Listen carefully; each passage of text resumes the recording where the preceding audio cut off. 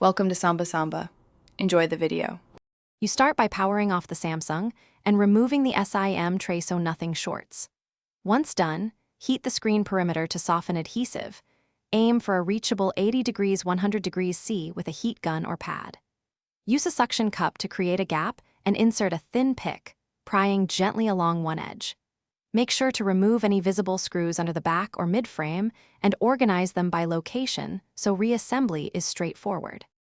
Once the mid-frame is open, prioritize disconnecting the battery to reduce risk. That protection matters.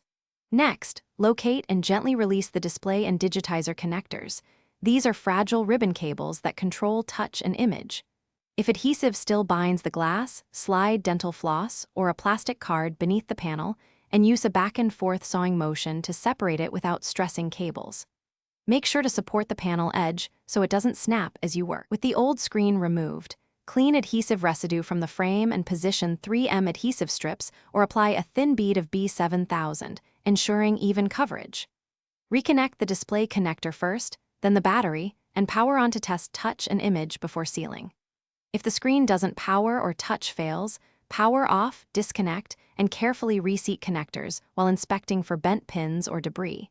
Check battery voltage if the phone won't boot. Once tests pass, press. Thanks for watching. Consider subscribing if we helped you.